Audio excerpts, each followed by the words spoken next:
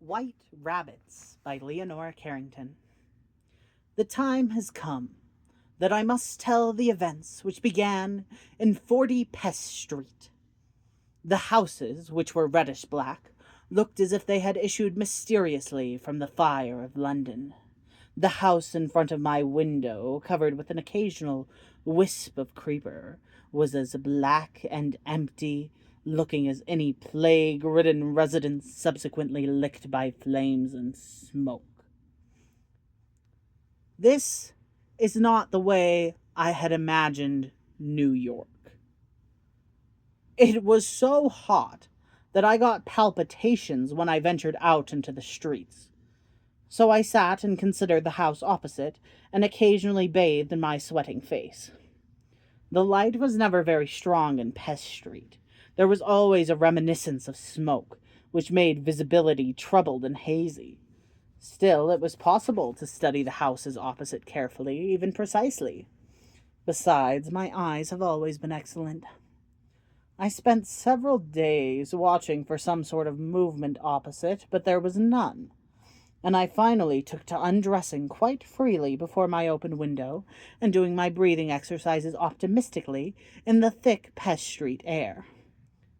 This must have made my lungs as black as the houses.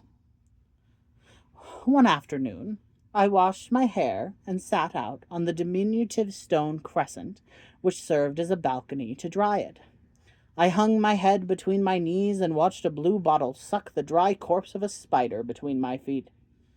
I looked up through my long hair and saw something black in the sky, ominously quiet for an aeroplane.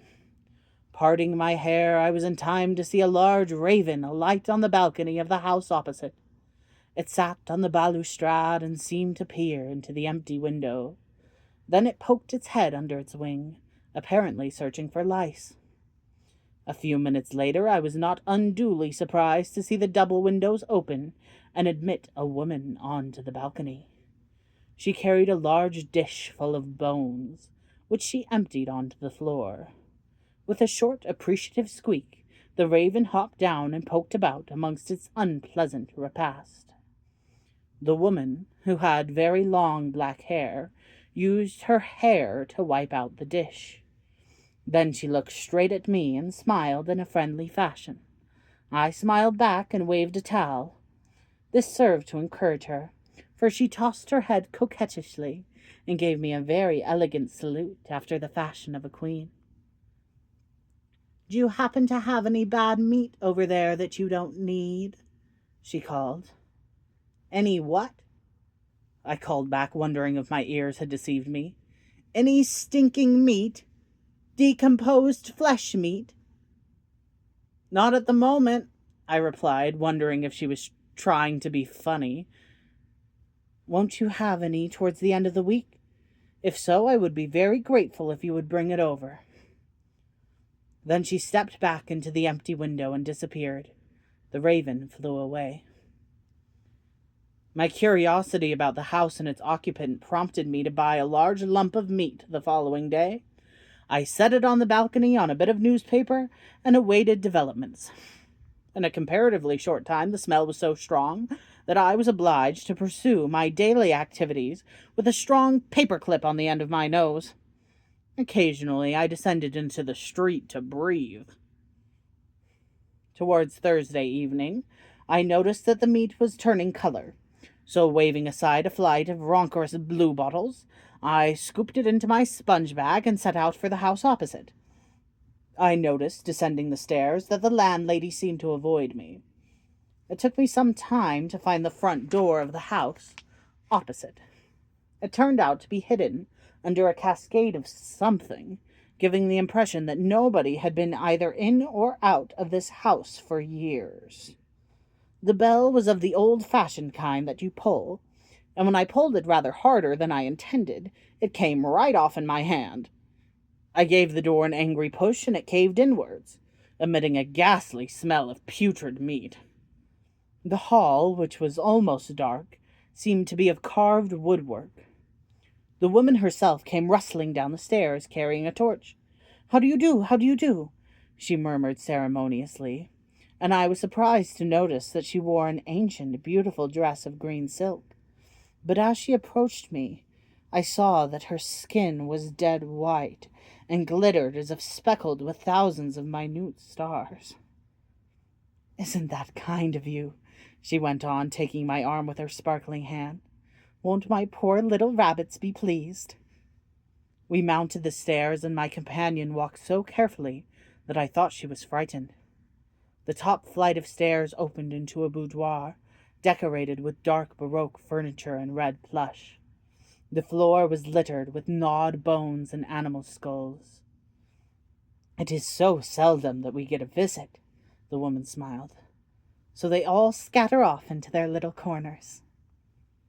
She uttered a low, sweet whistle, and transfixed I saw about 100 snow-white rabbits emerge cautiously from every nook, their large pink eyes fixed unblinkingly upon the woman.